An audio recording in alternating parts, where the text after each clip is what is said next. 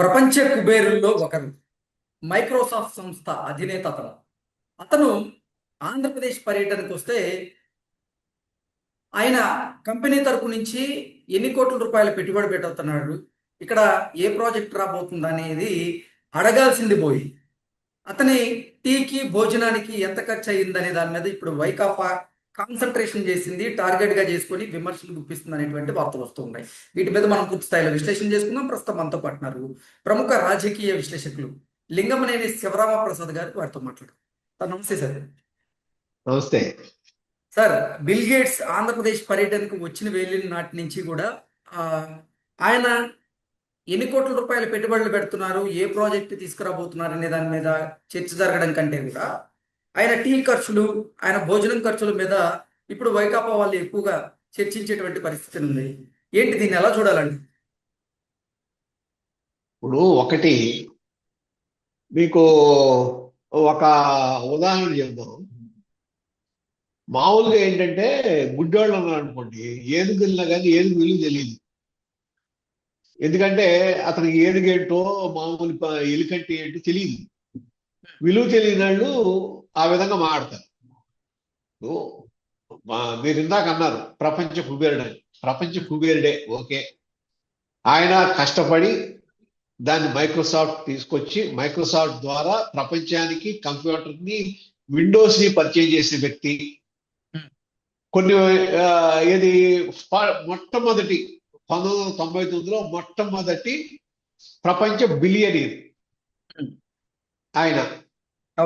దాదాపు 1995 నుంచి 2017 వరకు 17 సంవత్సరాలు ప్రపంచంలో కుబేరుల్లో మొట్టమొదటి స్థానంలో ఉన్న వ్యక్తి.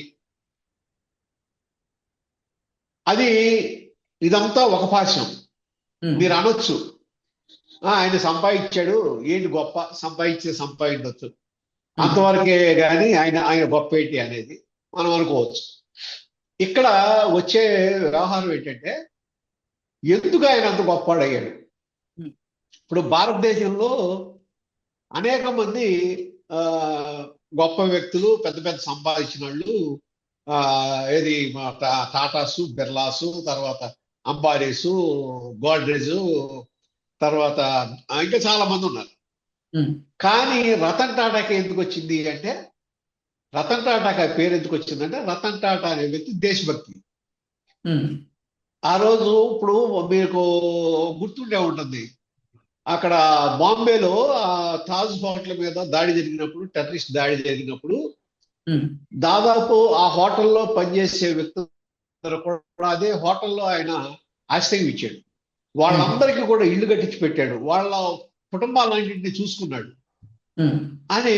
అదే విధంగా వాళ్ళకి పాకిస్తాన్కి ఈయనకి సంబంధించిన కొన్ని ఈయన ఫ్యాక్టరీలో ఉత్పత్తులు అమ్మమంటే అమ్మనన్నాడు.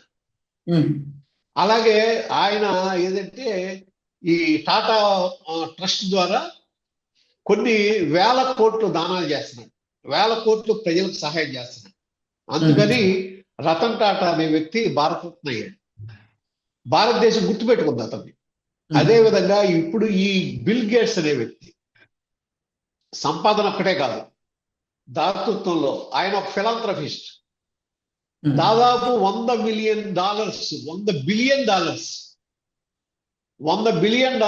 పేదల కోసం, ప్రపంచంలో పేదరికంలో మగ్గుతున్న వాళ్ళ కోసం, వాళ్ళ సహాయం కోసం, వాళ్ళ బెటర్మెంట్ కోసం, వాళ్ళ అప్లిఫ్ట్మెంట్ కోసం ఖర్చు పెడుతున్న వ్యక్తి. ఏది bill gates, Melinda gates foundation ద్వారా ఆదుకుంటున్న వ్యక్తి ఎవరైనా ఉన్నారంటే అది బిల్ గేట్స్. అంటే మీరు $100 బిలియన్ అంటే లెక్క ఏంటి, దాదాపు 9,50,000 కోట్లు. అది మన భారతదేశ కరెన్సీ లెక్క. అంటే మన ఆంధ్రప్రదేశ్ బడ్జెట్ చూస్తే 4 సంవత్సరాల బడ్జెట్. 4 సంవత్సరాలు ఆంధ్రప్రదేశ్ మొత్తానికి ఖర్చు అయ్యే బడ్జెట్ ఆయన ఒక్కడే ఖర్చు పెడుతున్నాడు. పైగా ఇంకొక $100 బిలియన్ పైగా ఖర్చు పెట్టి 2047 నాటికి ఈ ఫౌండేషన్ మూతపడిపోతుంది, డబ్బులన్నీ ఖర్చు పెడతామని చెప్తున్నాడు. అంటే ఇప్పుడు ఇంకా ఎన్ని సంవత్సరాలు, ఇంకా 19 సంవత్సరాలు ఖర్చు పెడతానన్నాడు. పైగా ఆయన ఎంత ఎంత ప్రపంచంలో ఎంత సంపాదించినా ఎంత కుబేరుడైనా వాళ్ళ కుటుంబానికి పిల్లలకి ఇస్తుంది 1%. ఉమ్, 99% దాతృత్వానికి ఖర్చు పెడుతున్నాడు. అంతేని గొప్పాడు అతను. ఉమ్, అందుకని బిల్ గేట్స్ గొప్పాడు ఎందుకంటే అందుకని. అంతేగాని ఈ ఎగ్జాక్ట్. సంపాదించినందుకు కాదు. సంపాదించడం అందరూ సంపాదిస్తారు. మీరు ఈ మాట మాట్లాడేవాళ్ళు ఇవాళ బిల్ గేట్స్ ఎక్కడికి వచ్చాడు, అంతకుముందు ఆంధ్రప్రదేశ్ వచ్చాడు. వచ్చినప్పుడు మైక్రోసాఫ్ట్ సెంటర్ ని హైదరాబాద్ లో పెట్టారు. హైదరాబాద్ ఇది ఒక రిచ్మండ్ తర్వాత నెక్స్ట్ సెకండ్ స్టేషన్ ఏదంటే వాళ్ళ మైక్రోసాఫ్ట్ సెంటర్ ఏదంటే హైదరాబాద్. దానిలో హైదరాబాద్ గుర్తింపు వచ్చి ఇవాళ హైటెక్ సిటీ వచ్చి దాదాపు 60,000 కోట్లు ప్రతి ఏడాది ఆదాయం ఆ రాష్ట్రానికి అందుతుందంటే అది మైక్రోసాఫ్ట్ వలన జరిగింది. అటువంటిది ఏదైనా ప్రాజెక్ట్ మనకు పెడతారా ఇప్పుడు? ఆ విధంగా ఏదైతే ఉమ్మడి రాష్ట్రంగా ఉన్నప్పుడు ఉమ్మడి రాష్ట్రానికి ఏ విధంగా మేలు జరిగిందో అటువంటి మేలు జరిగే ప్రాజెక్టు మనకి ఏమైనా పెడుతున్నారా? ఏమన్నా మీరు మీకున్న బిల్ గేట్స్ తో ఉన్న స్నేహాన్ని అడ్డం పెట్టుకుని దాని ద్వారా మీరు ఏమైనా సాధిస్తున్నారా అని చంద్రబాబు గారిని అడగాలి. మీరు క్వశ్చన్ చేయాల్సిన విధానం అది. మీరు పిలిచారు బాగుంది. శివరాం ప్రసాద్ గారు, మీరు మీ ఫేస్బుక్ లో భాగంగా ఒక పోస్ట్ పెట్టడం జరిగింది. ఆ పోస్ట్ కూడా వైరల్ అవుతోంది. నిజంగా మీరు అన్నట్టుగా బిల్ గేట్స్ లాంటి వ్యక్తి ఆంధ్రప్రదేశ్ లో పర్యటిస్తూ ఉంటే ఆయన తన సంస్థ నుంచి ఎన్ని కోట్ల రూపాయల పెట్టుబడులు పెట్టబోతున్నారు, ఎంతమందికి ఉద్యోగ ఉపాధి అవకాశాలు కల్పించబోతున్నారు, ఏ ప్రాజెక్ట్ ఇక్కడ ప్రారంభించబోతున్నారు అనేది ప్రశ్నించకుండా ఇప్పుడు వైకాపా ఆయన టీ తాగిన దాన్ని, భోజనం ఖర్చులు ఎంత అయింది అనే దాని మీద చర్చ జరుపుతూ అంటే నిజంగా ఎట్లుందంటే ఆయన ఏదో తిండి గతి లేక, బిల్ గేట్స్ అనేవాడు ఈ తిండి గతి లేక అమెరికా నుంచి స్పెషల్ ఫ్లైట్ లో వచ్చి ఇది అమరావతి స్పెషల్ ఫ్లైట్ లో ఇక్కడ ఆయన ఆ తిండి కోసం ఇక్కడికి వచ్చి ఒక సమోసా, ఒక టీ, ఎవరితో బిస్కెట్, బన్ను అసలు ఎంత హాస్యాస్పదంగా ఉందంటే ఇది నిజంగా ఎట్లుందంటే అసలు మనం అసలు ఎంత ఘోరంగా ఆలోచిస్తున్నాం అంటే Chandrababu hello how are you my friend అన్నందుకు బిల్ గేట్స్ చెడ్డడైపోయాడా? నువ్వు చంద్రబాబు గారిని how are you my friend అంటే చెడ్డడైపోయాడా? మరి ఇదే అది కాదు, ఇదే కాదు కృష్ణ గారు ఇట్లా మాట్లాడిన ఇదే పార్టీకి సంబంధించిన వాళ్ళు గతంలో మైక్రోసాఫ్ట్ సిఇఓ అని మరి ఇక్కడ పెట్టుబడులు పెట్టమని అడిగారే ఆయన సిఇఓనే, మన ఆంధ్రప్రదేశ్ సంబంధించిన వ్యక్తే. సిఇఓని మీరు అడుగుతున్నారు, దాని ఫౌండర్ని లేకపోతే దాని ఓనర్ని మీరు తిడుతున్నారు. అంటే ఏంటి అసలు మీకు ఈ పరస్పర విరుద్ధం ఏంటి? ఇది ఏంటి అసలు నాకు అర్థం కావట్లా.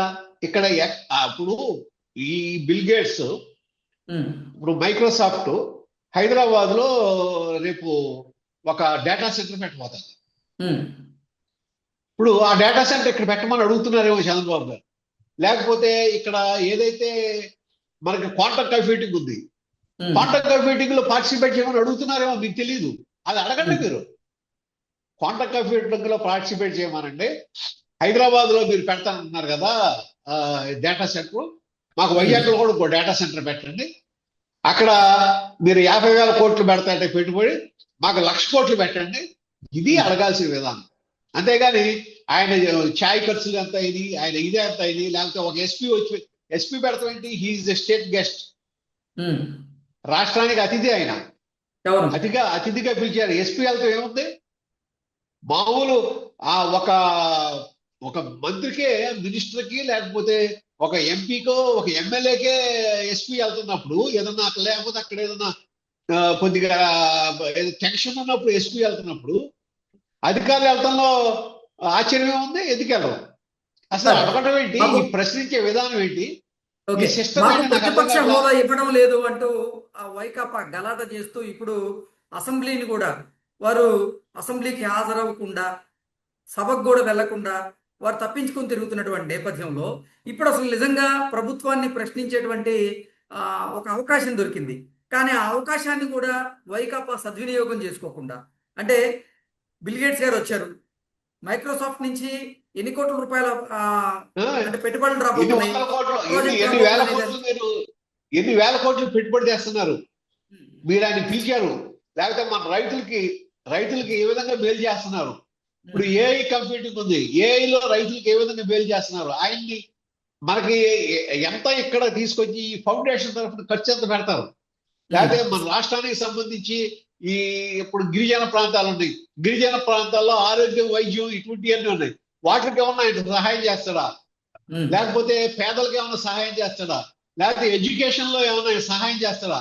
లేకపోతే ఇవి అడగాలి.